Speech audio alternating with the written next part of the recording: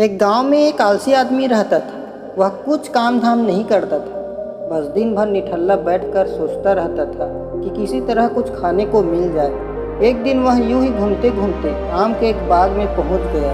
वहां रसीले आमों से लदे कई पेड़ थे। रसीले आम देखकर उसके मुंह में पानी आ गया और आम तोड़ने वह एक पेड़ पर चढ़ गया। लेकिन जैसे ही वह पेड़ पर चढ़ा, बाग का मालिक वहां आ पहुंचा। बाग के मालिक को देखकर आलसी आदमी डर गया और जैसे तैसे पेड़ से उतरकर वहां से भाग खड़ा हुआ। भागते भागते वह गांव के बाहर जंगल में जा पहुंचा। वह बुरी तरह से थक गया था, इसलिए एक पेड़ के नीचे बैठकर आराम करने लगा। तभी उसकी नज़र एक लोमड़ी पर पड़ी। उस लोमड़ी की एक टांग टूटी हुई थी और वह लंगड़ा कर चल रही थी। लोमड़ी को देख आलसी आदमी सोचने लगा कि ऐसी हालत में भी इस जंगली जानवरों से भरे जंगल में ये लोमड़ी बच कैसे गई, इसका अब तक शिकार कैसे नहीं हुआ। जिज्ञासा में वह एक पेड़ पर चढ़ गया और वहां बैठकर देखने लगा कि अब इस लोमड़ी के साथ आगे क्या होगा। कुछ ही पल बीते थे कि पूरा जंगल शेर की भयंकर दहाड़ से गूंज उठा, जिसे सुनकर सारे जानवर डर कर भागने लगे।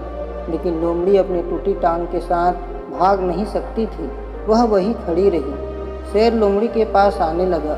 आलसी आदमी ने सोचा कि अब शेर लोमड़ी को मार कर खा जाएगा, लेकिन आगे जो हुआ वह कुछ अजीब था।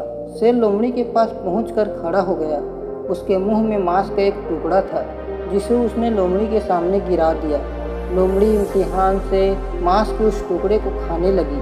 थोड़ी देर बाद शेर वहां से चला गया। यह घटना देख आलसी आदमी सोचने लगा कि भगवान सच में सर्वे सर्वा है। उसने धरती के समस्त प्राणियों के लिए, चाहे वह जानवर हो या इंसान हो, खाने पीने का प्रबंध कर रखा है।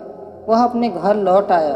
घर आकर वह 2 से 3 दिन तक बिस्तर पर लेटकर प्रतीक्षा करने लगा कि जैसे भगवान ने शेर के द्वारा लोमड़ी के लिए भोजन भिजवाया था, वैसे ही उसके लिए भी कोई न कोई खाने पीने का सामान ले आएगा। लेकिन ऐसा कुछ नहीं हुआ।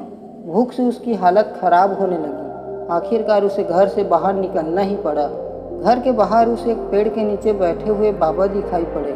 वह उनके पास गया और जंगल का सारा कहानी सुनाते हुए वह बोला, बाबा जी, भगवान मेरे साथ ऐसा क्यों कर रहे हैं? उनके पास जानवरों के लिए भोजन का प्रबंध है, लेकिन इंसानों के लिए नहीं।